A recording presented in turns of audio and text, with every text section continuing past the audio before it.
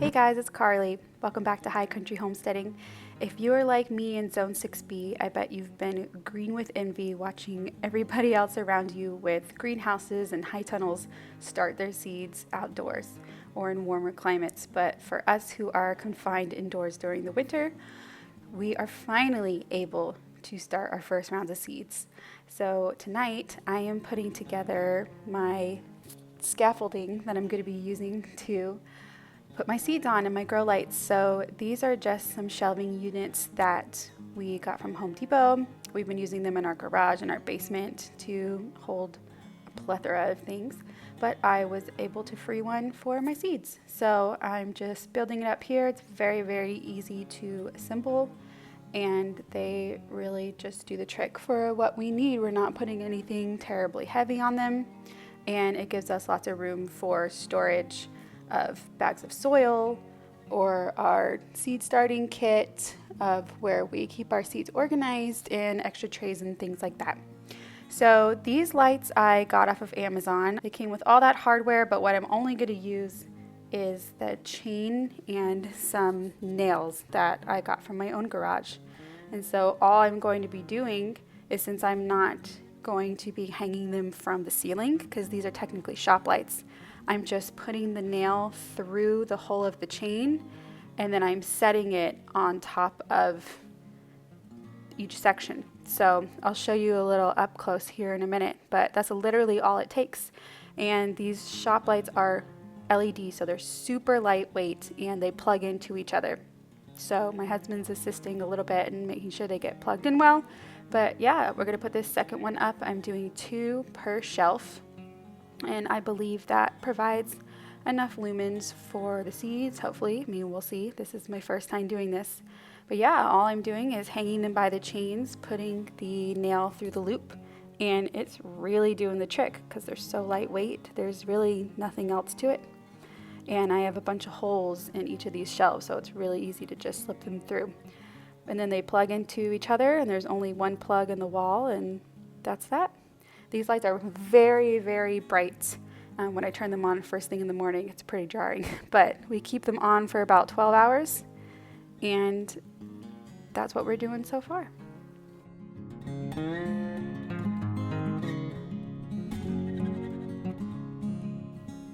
Here's a look at our setup. I so far only have those 4 lights, and I think that'll be enough for now to handle all of my trays. We'll see as we go along how many of each thing I plant. We may need to expand to another shelf, but I think that'll do the trick for now. Here I'm opening up my package of potting soil. What I decided to go with is the Espoma potting soil, organic potting soil. I know you want to start with something really light, and potting soil is typically the lightest, has a lot of perlite in it, things like that. So that is what I went with, and I'm just setting some aside in this bowl, and I'm going to pour a little bit of water in it and get it a little wet and soak through so that the seeds have a good little start of wetness for them to start spreading.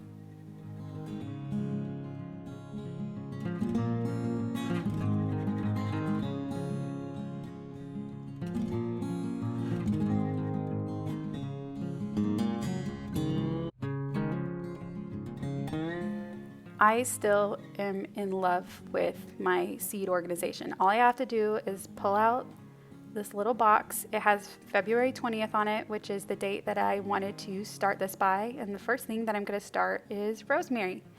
And the second thing I'm going to start is some lavender seeds. I'll show you what I do with those. And then I also have this little package of ranunculus bulbs, about 20 of them in there, beautiful rainbow color, that I'm going to get started as well. So being a first-time gardener, I know that I don't want to go too overboard. So when it comes to planting seeds, I only filled up 4 of these little cells, and I know that there's going to be a few seeds in each of them. I estimated that I probably planted around 20 because these rosemary seeds were teeny tiny, so it was a little difficult to do one at a time. But I know I probably only need 1 rosemary plant in order to give me enough rosemary that I'm going to be using throughout the year. So this will probably be too much, but I also know as a first-time gardener that I want to give myself the chance for everything to be successful, so it's good to double or triple whatever you're trying to do and hope that some of them make it. So I did 4 of these cells. I'm putting a couple of rosemary seeds in each cell, and I know either some might germinate, some may not, and I will probably need to separate them or pinch some off, something like that. But I'm trying it out. This is my first time, and we're giving them all a chance, and we'll see what happens.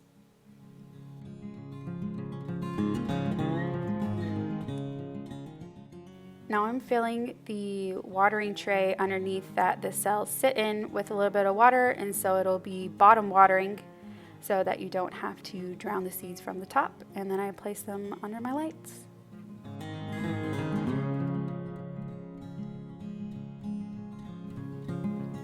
All right, the next thing we're gonna get started are lavender seeds. Now, last year I tried to plant lavender seeds straight into my garden raised beds, and absolutely nothing happened. But what I've learned since then is that lavender seeds need to do cold stratification. So the trick that I'm doing right here, and we'll see if it works or not, is I'm just using a little plastic snack bag. I'm putting some damp soil in it, and then I'm going to be pouring my lavender seeds into the soil. And this is going to give them a cold start. I honestly should have done this a month or 2 ago, but better now or never. So we're just gonna have a little bit later lavender, hopefully, than we would have, but hopefully it still works. So I'm just pouring my whole packet of lavender seeds in here into the soil, and I'm going to zip that up and put it in the fridge for about a month, and then we will plant those and see if they grow. The last thing that I'm potting up today are ranunculus, and those are root. They're very teeny tiny roots, and I also probably should have done this a little bit ago, but better late than never. So I'm just putting in my potting soil into a container that has some holes drilled in the bottom of it. And you could do this in a tray too, but I wanted to save my trays for the individual cells. So I'm just filling up my bucket, and then to the side of me, I have a bowl of water where my ranunculus have been sitting for 3 hours. So they've been pre-soaking for 3 hours all in there, and they were really dry to start with, and they've plumped up a little bit since then. And I don't believe you want to go over 3 hours, and that's kind of the magic time for getting them ready to plant. So once I have my soil ready, all I'm doing is taking each ranunculus out of the water. See, they're a little plumped up there, and I'm just placing them into my soil with the crown of it facing up. And then once I get all of those planted in, and you can put them pretty close. This is called pre-sprouting. So I'm trying to pre-sprout my ranunculus, and then when I'm all done placing them in there, all 20 fit, just barely. I am going to cover them with about 2 inches of soil and put those under the lights as well.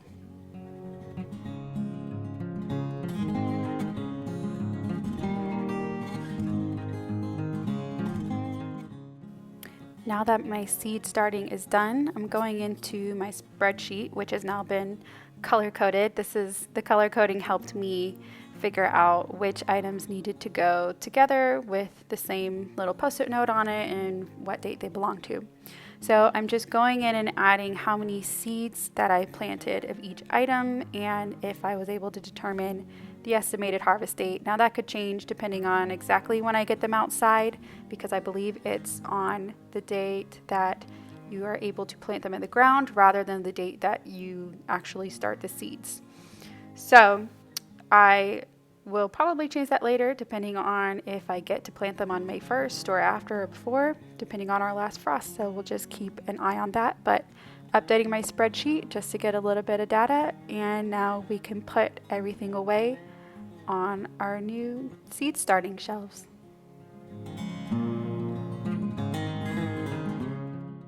Thank you for joining me today as we start seeds, and make sure you subscribe to follow along and see if any of them germinate and sprout, and if we get these babies in the ground and we grow a garden.